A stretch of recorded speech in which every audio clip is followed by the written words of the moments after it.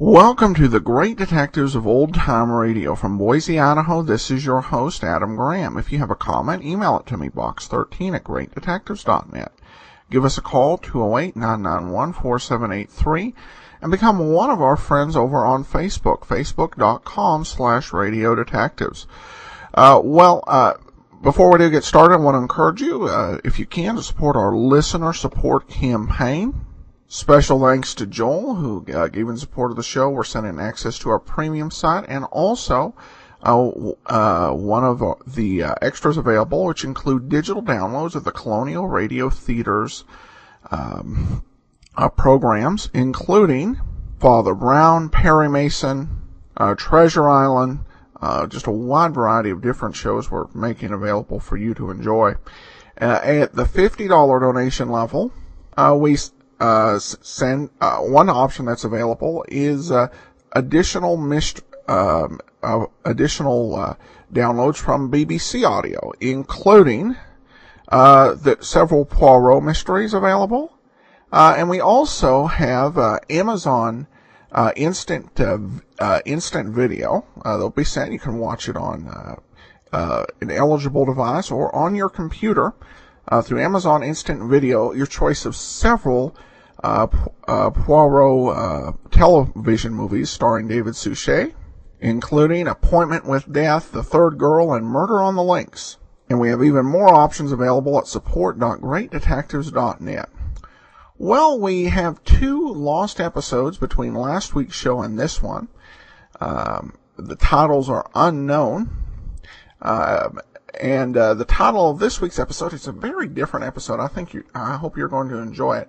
From February 26th of 1950, here now is Episode 6 of Christopher London, The Terrible Price of Sugar.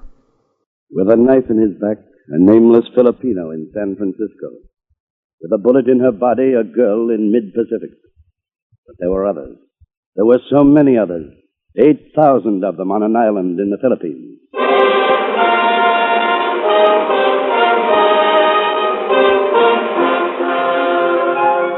The National Broadcasting Company presents Christopher London, created especially for radio by the world's foremost mystery writer, Earl Stanley Gardner. Produced and directed by William N. Robeson, and starring Mr. Glenn Ford.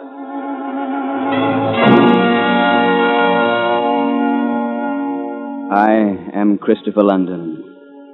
The whole thing started with a vague conversation about the murder of an unknown Filipino. Mr. Anders, president of the San Francisco Sugar Company, either could not or would not say what, if anything, he suspected. I'm sorry, Mr. London. I can't tell you what I think because I don't know what I think. I get the impression that it's not the murder that worries you. Why should it? I never saw the man. I have no idea who he was or why he tried to get to me. With a knife in his back, the doctors wonder how he ever made it to my door. A knife in his back with your name and address in his pocket, and his body terribly scarred as if he'd been beaten for years. Yes, it's all very mysterious, but the police are investigating. I suppose they'll learn the truth in time. That's not what I wanted to see you about. Well, what else, then? The price of sugar. The price of sugar? Exactly. Now, this is all I can tell you. Uncle Ted, I wonder come in, dear. Oh? This is Christopher London. My niece, Linda. Oh, I've heard about you, Mr. London. Oh, now, whatever you've heard, I deny every word of it. Is Mr. London sailing with me, Uncle Ted? Maybe on the same ship would be a better way to put it. Yes, my dear, I want him to go to Manila. Oh, then you better go, Mr. London. Whether you want to or not, you're as good as aboard ship already.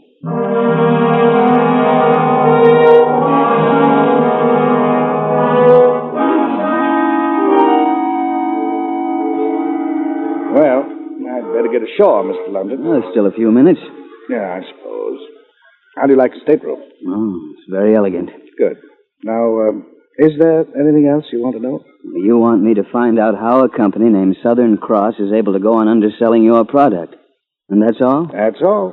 Frankly, Mr. Anders, I don't get the reason for all this outlay of money here, this stateroom. Don't you? Maybe it's because if you don't come back, I'd like to think you died in luxury. shore, let's go in the shore. Well, London, bon voyage. Linda will be waiting for me at the gangway. Keep an eye on her, will you? And look out for yourself, too.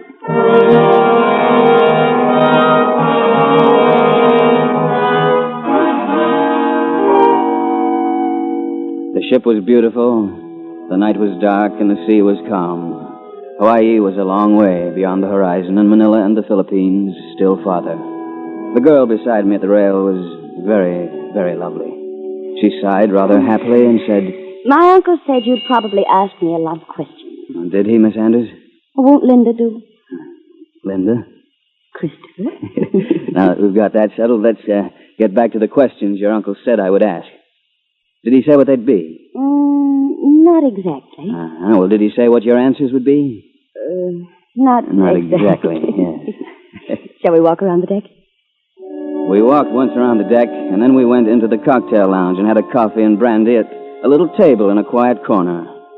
You know, Christopher, I think this is going to be a good voyage. Well, I hope it is. Have you ever been out to Manila before? Oh, lots of times. I've gone with my uncle every time he went, ever since I can remember. My parents died when I was a baby, if that explains anything. It does, a little. I suppose you know a lot about your uncle's business, then. That's one of the questions he said you'd ask me. And the answer? The answer is yes. I think I know as much about his business as he does. You're a very interesting girl, Linda. You know, that's what I always say. I always say, Linda, you're a very interesting girl. Oh, don't look now, but Howdy, there's a Paul. man coming. You don't know me and I don't know you, but that ain't no reason why we can't yell at each other over the fence, now is it? I'm Jim Blake from Texas, on Lone Star State. And where I go, I buy the drinks. Oh, waiter. Coming, sir? Won't you sit down, Mr. Blake? Well, I am sitting, thank you, ma'am. My name's Blake. Yes, that's what I thought you said. One of the New Jersey Blakes, no doubt. Well, now, you know that is real funny. Oh, I'm sorry. People's always joking me about Texas. What'd you say your name was? I didn't say. However, it's London, Christopher London. Well, I'm mighty glad to know you, Chris. What'll you and Mrs. London have?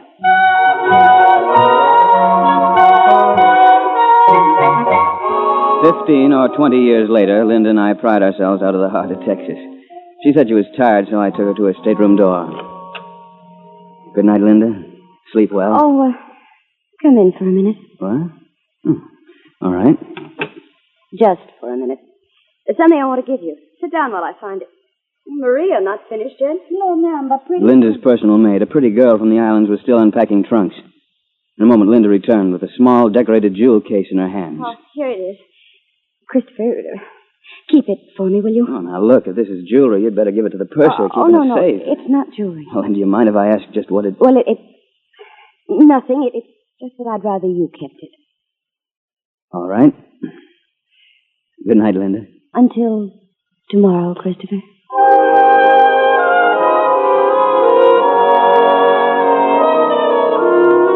I took the jewel case back to my stateroom and found that somebody had shoved a note under my door. It read, "Take off that beard, we know you." The writer had a sense of humor. But in my experience, the most dangerous enemies are those that laugh. I took a closer look at the little jewel case. It had one of those intricate Chinese locks that are easy to break, but not easy to open without the proper key. I put the box in a pillowcase and carried it to the office of the ship's doctor. Now, what can I do for you, Mr. London? Your laboratory is equipped with X-ray, I suppose, Doctor? Yes, of course. Well, I know this sounds a little strange, but I wonder if you'd take a picture of this box here, just as it is. It was exactly what I expected.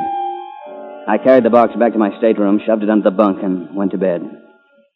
I don't know how long I'd been asleep when suddenly there was a knock on the door. I was out of bed like a shot. Just a second.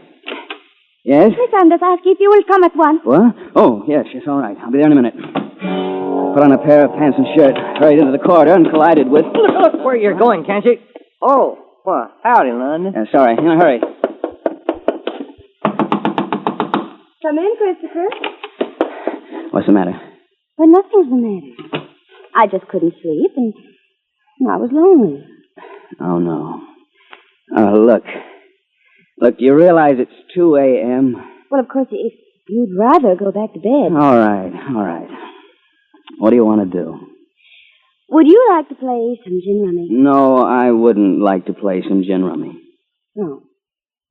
Well, men love to talk about themselves. Let's talk about you. Okay, get the cards.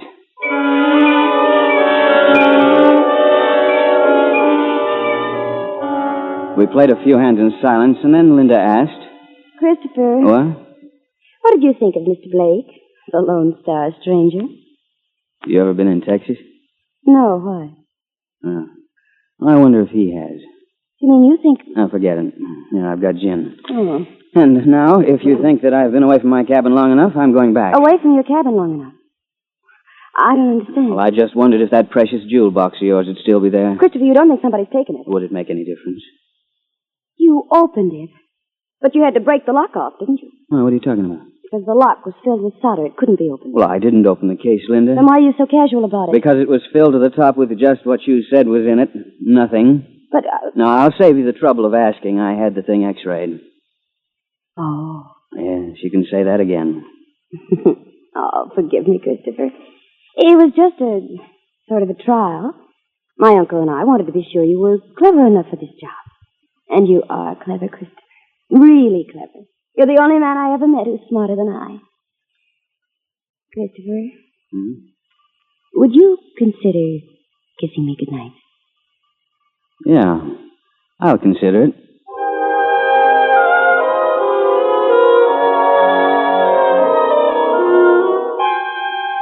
When I finally got back to my stateroom, the jewel case was no longer under the bed where I'd put it. But I think that as I went to sleep again, I may have had a smile on my face.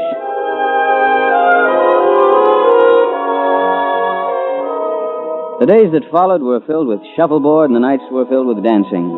Jim Blake, the Texas steer, was usually close by, but in time you got used to him, as you would a bad head cold.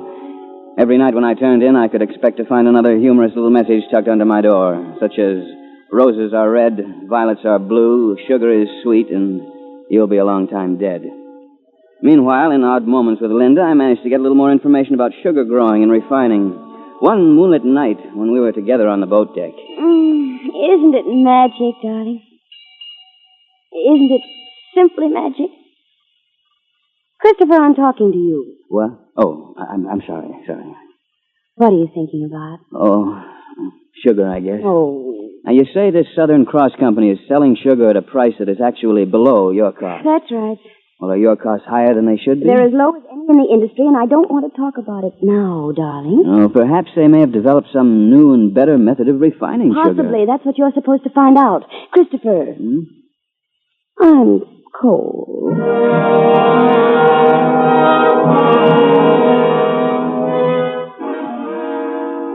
A few days after leaving Honolulu on the way to Manila, we entered a bank of thick fog, like a damp, clinging shroud. And it was in the fog that tragedy struck, suddenly and without warning. I was standing at the rail near the stern, looking out at nothing, listening to the foghorn and the beat of the ship's engines, when... I couldn't see a thing. I ran in the direction of the sound. Groping through the fog, I found a white coat flapping emptily, cotton of boat davit. It was Linda's coat.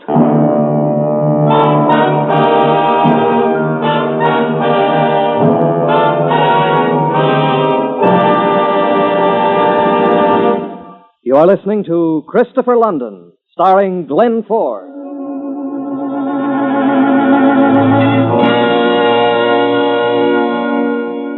It was an apparently harmless mission that Anders had asked me to undertake, simply to find out how it was possible for a rival sugar refining company to undersell his product. Mr. Anders had warned me that the job might be dangerous, and so it was. I stood on deck in the swirling fog, holding Linda's coat in my hands and feeling sick at heart. The liner's searchlights were vainly glaring through the mist. But it was useless, and everybody knew it. I started for the radio room to send a message to Anders when a vague figure moved behind me. Christopher, who was it? Linda. What's the matter? And what are you doing with my coat? Linda. I told Maria to wear it when I sent her to look for you, and then Christopher. Was it Maria? I'm afraid so. Oh, poor Maria.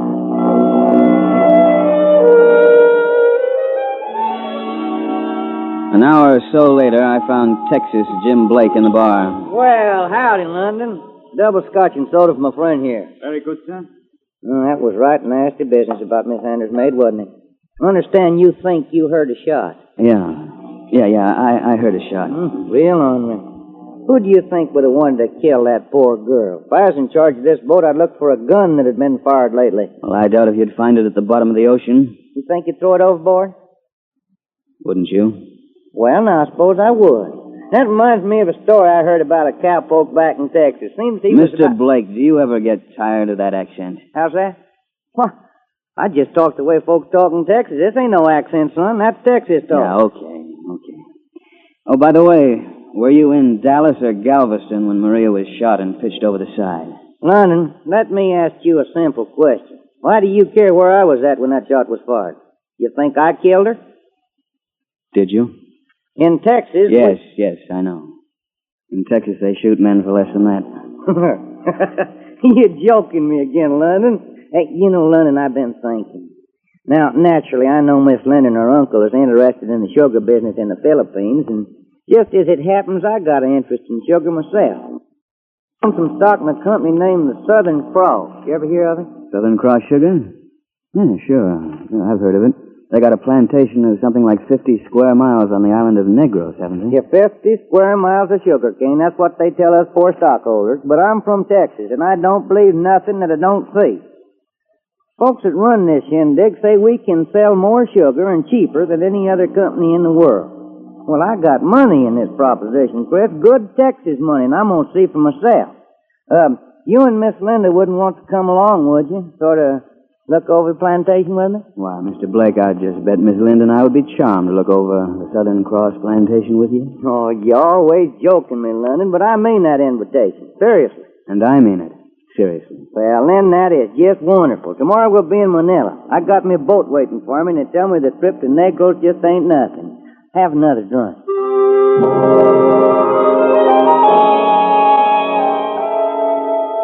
A little later, I went down to Linda's stateroom to escort her to dinner. All right, Christopher. I'm ready. Linda, I've been talking to Jim Blake. Oh, the Texas steer. He's not funny. I think he's a killer. What? Yes, I think he tried to kill you and got Maria instead. Now he wants you and me to visit the Southern Cross plantation. Says he has Texas money in it. But why, Christopher? I don't understand. Why would he... It's either a trap or a showcase. I don't know. Well, I still don't Well, understand. neither do I. Whatever it is, though, you're going to stay in Manila while I take a look at it. There's no point in us both taking a chance.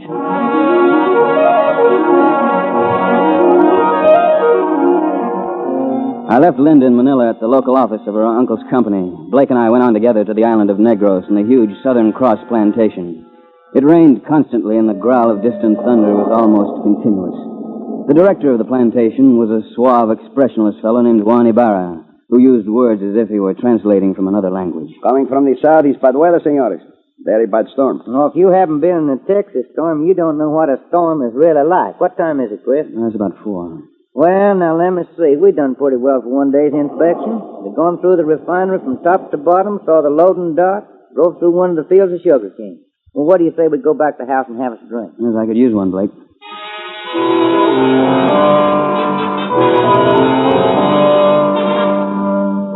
While we drove back to the director's house, I asked a few innocent questions. Ibarra? Si, senor. Tell me, how many men does it take to do the work on a place this size? It takes 7,000, 8,000, maybe. 7,000, 8,000? Oh, that's a lot of men. Where do you keep them? Where do I keep them? Yes, I mean, where do they live? See, on the plantation. Here they live. Yes, I know that. Hey, Chris, I've been thinking about that refinery. You much of an engineer? Enough to understand the simple process as refining sugar. It seemed like a good plant. As you say, Senor London, the plant is good, but it is just the same like many others. No difference. Yes, I suppose so. I was asking about the workers on the place. Hey, what's that? Oh, wait a minute. Stop the car. Look, I said stop the car. No, Senor London. It is not to be wise to interfere. Oh, they're whipping that poor devil to death. Maybe he deserves it, huh, Ibarra? Nobody could deserve punishment like that. It is the only thing the bad ones understand, Senor London.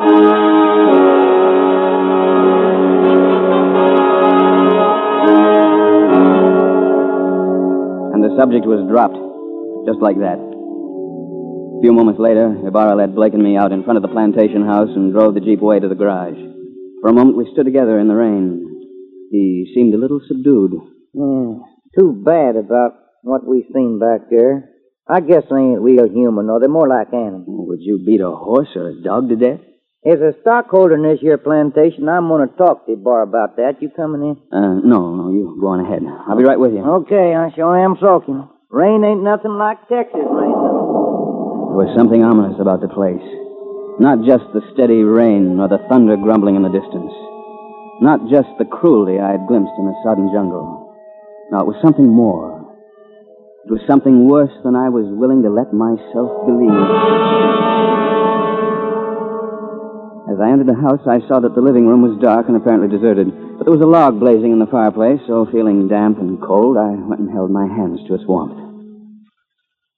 Senor London? What? Oh. Well, hello. I am Dolores, Senor London. Hello, Dolores. I was told you like scotch and soda. Yes. I have a drink all ready for you. Here, by the fire. A drink for me, too. Well, you or somebody seems to think of everything. No, thanks. You're Mrs. Ibarra, I suppose? No, senor. I am just Dolores. Oh. If you drink as you would have it. Yes, just right, Dolores. Senor. Yes, Dolores. Just right.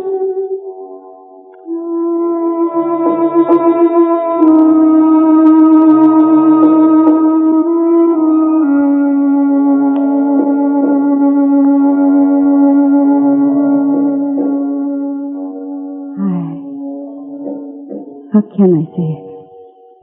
I had expected you to be the same. Like other friends of the Peaky Bar. But you are different. So very different. Save it.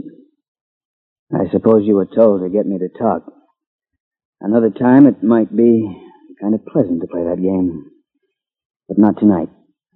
Senor. There's something I want to ask you, even though I don't expect an answer.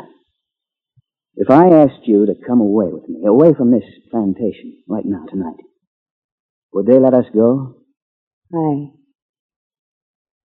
do not know. That's the answer I expected. I'm going to change it to some dry clothes. How long she'd been standing there in the doorway, I don't know. I hadn't heard a sound, but as I turned away from Dolores and started to my room... Hello, Christopher. Linda, I told you not to come. Aren't you glad to see me? Now, Linda, I wasn't hired to be your companion or your bodyguard. Now, I was hired to make one single investigation. Yes, how's the investigation going this week? Well, your uncle wants to know how Southern Cross is able to undersell him. I think I'm beginning to understand. Christopher, I got a wire in Manila from my uncle. He's making some kind of a deal. He wants you to drop the whole thing.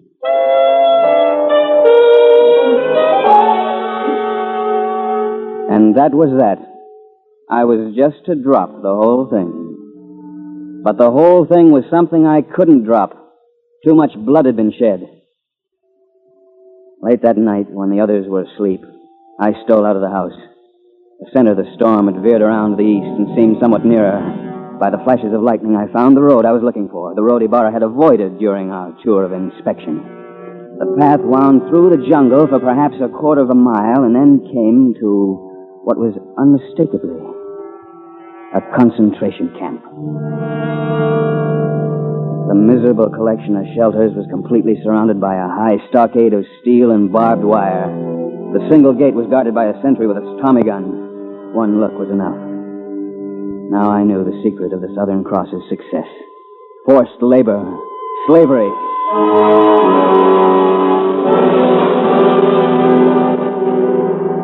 I returned to the house and cautiously opened the door. Well, howdy, Chris. Been out walking, have you? Take his gun, Bar. It will be better you do not move, Senor London. Gracias. Christopher, I told you to drop the whole thing. Now see what you've done. You ruined everything. It's late, but I guess we don't feel much like sleeping now, do we? So let's just sit down in front of the fire and swap yarn. Isn't one of the mob missing? Where's Dolores? We don't need her for this little party. Come here, baby. Come here and sit down beside me. All right, Jim. Now, Now, if we're all together, I'll call the meeting to order. What happened to that Texas drawl, partner? I guess I'm just a big ham at heart, but it serves a purpose. With that twang, you can talk to anybody and get away with practically anything. Christopher saw to it. The night we sailed. Yeah, London's smart. He's a lot too smart for his own good. I kept telling him that on those notes I left for him under his cabin door. Look, will I be interrupting if I ask a few questions? No, go ahead. Well, first about me. I assume you have some kind of plan in mind? Oh, yes, indeed. Yeah, that's what I figured. If only you'd listened to me, Christopher, before it was too late. This talk avails us nothing. Why can we not dispose of Senor London without delay further? Take it easy. There's no hurry. Yeah. Anything else you want to know, London? I think I already know most of it. I suppose the Filipino who was killed in San Francisco came from here. Yes, that's right. Managed to sneak off the place somehow. I see. Naturally, I had to kill him. That was close. Yeah, baby. I hate these storms. Well, I didn't know you scared so easily, Linda. Oh, by the way, was it you who killed your maid, Maria? Well, I had to, Christopher. She caught Jim and me together and guessed how it was. She said she was going to tell you, so I had to. You know, Linda, for a nice girl, you're something out of a nightmare. Christopher, you shouldn't talk to me like that. After all, it wasn't as if I think that hit the house. Listen. It is Dolores. I will go. There was a split second of confusion, but a split second can be the difference between life and death. I threw myself at Blake, slamming my shoulder into his chest, and we crashed to the floor.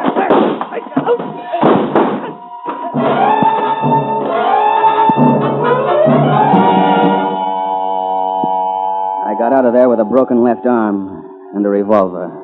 I don't know whether it was Blake's or Ibarra's.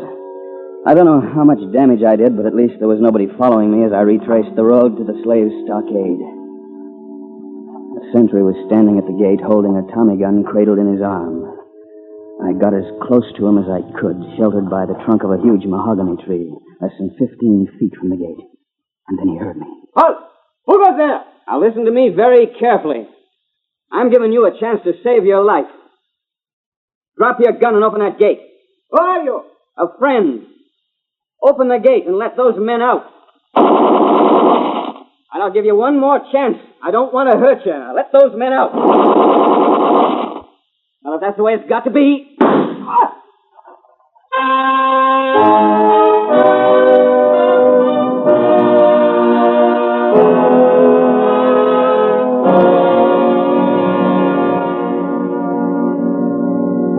And Linda? She's dead, too?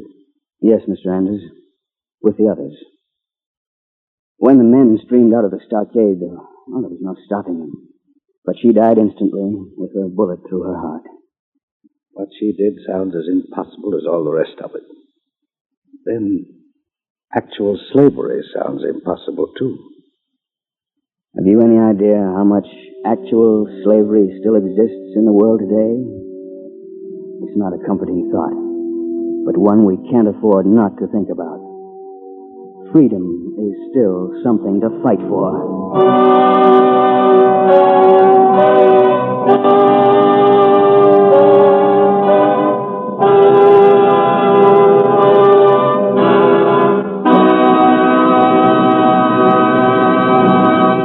That was Christopher London, starring Glenn Ford, and created especially for radio by the world's most widely read mystery writer, Earl Stanley Gardner. Christopher London is produced and directed by William N. Robeson, and was tonight written by Mindred Lord. Musical score was composed and conducted by Lynn Murray. Mr. Ford's supporting company included Joan Banks, Virginia Gregg, Barton Yarborough, Ted DeCorsia, Alan Reed, and Ben Wright.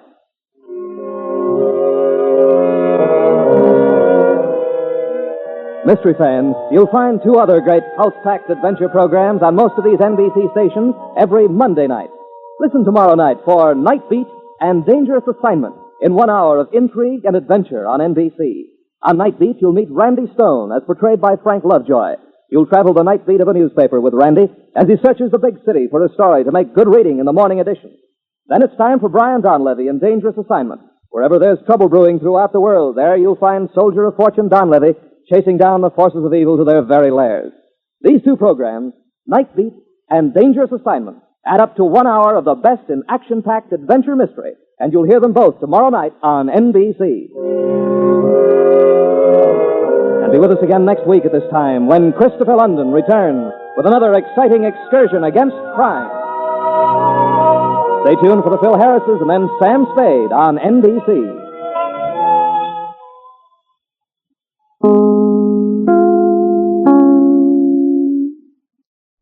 Welcome back. Well, this was one of the more dramatic radio programs. This is actually one of my favorite ever of any program. This was well done, dramatic, with a lot of surprises and twists and turns. And I loved it as much the second time as I did the first time I listened to it quite a while back. This is definitely a show with some staying power and this timeless battle for freedom. All right, well, that'll actually do it for today. Comments from Podcast Alley. Greatly enjoy the shows. Thank you so much for your support. We will be back on Wednesday with Let George Do It. In the meanwhile, send your comments to box13@greatdetectives.net. Give us a call, 208-991-4783. And become one of our friends on Facebook, facebook.com/radiodetectives. But from Boise, Idaho, this is your host, Adam Graham, signing off.